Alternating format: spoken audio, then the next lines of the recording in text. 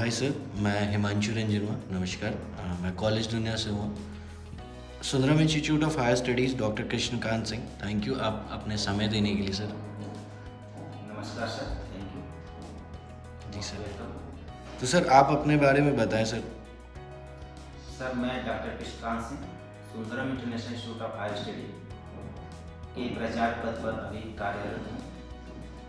जी और सर। मैं sir BEd Purvanchal university से, एमएड कानपुर यूनिवर्सिटी से, पीएचडी काशी विद्यापीठ से कंप्लीट करके और यहाँ मैं सर 8 साल से प्राचार्य पद पर कार्यरत हूँ। तो सर आप यहाँ बेसिकली एज अ प्रिंसिपल हैं, तो आपका कोई एक फेवरेट सब्जेक्ट जो अपने बच्चों के लिए आप देखते हैं कि आप इस चीज़ में आगे बढ़ो?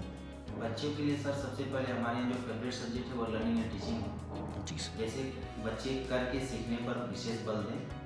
जब तक बच्चा कोई कार्य करेगा नहीं तब तक वो सीखेगा नहीं सर। क्योंकि हम लोग विदाउट लर्निंग देते हैं। जो बर्डन होता है बच्चों को बिना बोझ का शिक्षा, जिसको हम लोग बोलते हैं कि बच्चों को बिना बोझ का शिक्षा नहीं करना है, उसको शिक्षा रहित मतलब बोझ ना लगे कोई भी शिक्षा, क्योंकि वो आगे चलकर अगर हम उनके कार्य पर विश्वास करेंगे, उनको करने का मौका देंगे, तब वो आगे करने के लिए सक्षम हो सकते। जी सर। सर जो आप यहाँ एज अ प्रिंसिपल हैं, तो आपकी जो रोल है जी वो क्या है बेसिकली? देखिए, हमारा जो रोल है प्रिंसिपल के लिए, तो हम सबसे पहले ये देखते हैं कि हमारे लिए सुरक्षित वातावरण बच्चों के लिए है कि नहीं, उनके लिए अच्छा एक क्लाइमेट का निर्माण करना, बच्चों के लिए सही मार्गदर्शन और निर्देशन, उसके साथ साथ शिक्षकों का भी गाइडेंस पर निर्णय लेते रहना, उनके कार्यरत पर ध्यान देना और समय समय पर बच्चों को प्रशासन से संबंधित, अनुशासन से संबंधित और बच्चों के करियर को लेकर यानी उसकी प्रतिस्पर्धा को लेकर कहाँ तक वो सफल हो सकते हैं, उस पर हमारा कार्य करने की क्षमता, विकसित करने की क्षमता निर्धारित है। जी सर। सर Sundaram institute of higher studies ये कितने साल से चल रहा है सर? ये सब 2017 से 2017 से। तो सर 2017 से लेके हम लोग ये कह सकते हैं 2023 ये ख़त्म होने वाला है। तो इन 5 सालों में स्टूडेंट्स की विकास कैसे हुई है सर?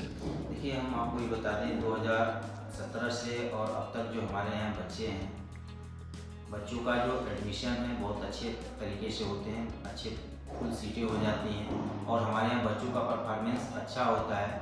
बेसिकली हम आपको बता दें कि अभी इसके पहले जो शिक्षक बहाली हुई थी उसमें हमारे यहाँ से 50% बच्चों ने ज्वाइन किया और उसके परफॉर्मेंस के आधार पर हमारे यहाँ बच्चों के लिए अवसर अधिक बनते हैं, जिससे आगे बच्चे का निर्माण होता है। जी सर।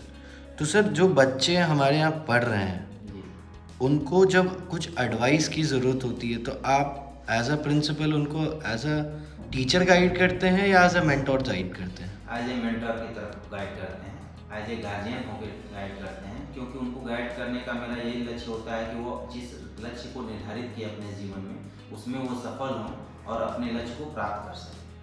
जी सर। तो सर हमारे जो भी स्टूडेंट है, जैसे अभी एक स्टूडेंट मान लेते हैं जो अभी 12वीं कक्षा का एग्ज़ाम दिया है, उसको बीएड करने के लिए सर कौन कौन सी चीज़ें करनी पड़ेंगी?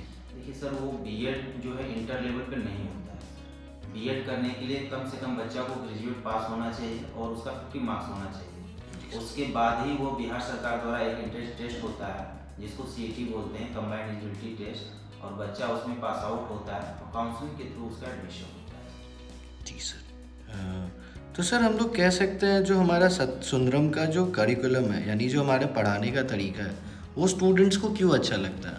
देखिए, हमारे यहाँ जो बच्चों को पढ़ाया जाता है प्रोजेक्ट मेथड से पढ़ाया जाता है, लेक्चर मेथड से पढ़ाया जाता है और को करिकुलम एक्टिविटीज़ ज़्यादा कराया जाता है, जिससे बच्चों एक दूसरे को घुल मिल जाते हैं और सही रूप से उस कार्य को करने में या सीखने में, या हम ये भी कह सकते हैं डूइंग बाय लर्निंग का प्रोसेस के माध्यम से बच्चों को सीखने पर विशेष बल देते हैं।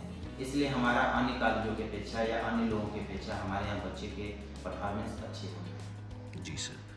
तो सर बच्चे जब विकास में देखते हैं, तो जैसे कि आपके समय पे लोग ब्लैक बोर्ड पे पढ़ाते थे, आज के समय पे लोग डिजिटल बोर्ड पे या डिजिटल के माध्यम पे बेसिकली बच्चों को पढ़ाते हैं, तो क्या सर डिजिटल अच्छा है या अपनी जो पुरानी पढ़ाने की तरीके थी वो ज़्यादा अच्छा है? नहीं सर, पुरानी पद्धति से तो बहुत अच्छा नहीं कह सकते, लेकिन जो डिजिटल बोर्ड है या डिजिटल माध्यम है, इसमें नवाचार सीखने को बच्चों को ज़्यादा सीखने को मिलता है। इसमें बच्चे अपने प्रोजेक्ट मेहनत में अपने पीपीटी तैयार करते हैं और पीपीटी तैयार करने के फलस्वरूप अपने आप का प्रेजेंटेशन देते हैं और प्रेजेंटेशन में ये देखने को मिलता है कि बच्चा सही तरीके से बोल पा रहा है कि नहीं बोल पा रहा है, उसके जो पर्सनालिटी डेवलपमेंट है सही हुआ है कि नहीं हुआ। ये सारे गुण जो है आप जो बोर्ड है उसके माध्यम से वो प्रस्तुत कर पाता है। जी सर। तो स्टूडेंट्स जब हमारे यहाँ कोई भी एक बच्चा पढ़ रहा है सर, तो उसके डेवलपमेंट में कितने तरीके होते हैं? मतलब एक तरीके से ये कह सकते हैं कि बच्चे को हम लोग पहले पढ़ाते हैं, फिर उसे सिखाते हैं, फिर उससे प्रैक्टिस कराते हैं और उसकी चीज़ों को हम लोग डेवलप करते हैं। तो इसमें कोई प्रोसेस होता है सर या यही प्रोसेस चलते रहता है? देखिए, हमारे यहाँ टीचिंग कराने से पहले बच्चों का फर्स्ट ईयर में 1 मंथ का एक माइक्रो टीचिंग चलता है जिसको हम सूक्ष्म शिक्षण बोलते हैं।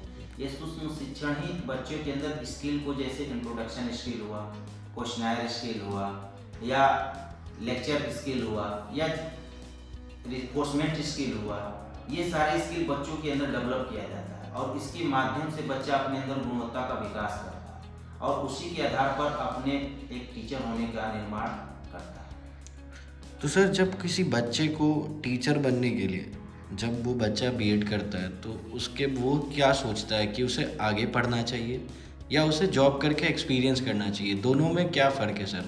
देखिए, सबसे पहली चीज़ है कि बच्चा लक्ष्य क्या निर्धारण किया है। देखिए, सिर्फ बीएड कर लेने से ये तो 1 to 5 या 6 to 8 या 9 10 तक आप टीचर बन सकते हैं, लेकिन सबसे पहले तो हमको ये जानना होगा कि बच्चा अपना उद्देश्य बनाया क्या है, कि वो प्रोफेसर बनेगा या मैट्रिक या 10 तक ही टीचर बनेगा या 1 to 5 का टीचर बनेगा।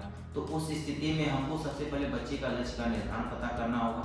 अगर वो आगे पढ़ना चाहता है, आगे का लक्ष्य बनाया है, तो बीएड के बाद वो एमएड करेगा, नेट करेगा, पीएचडी करेगा, तो हायर एजुकेशन में प्रोफेसर पद के लिए उपयुक्त होगा।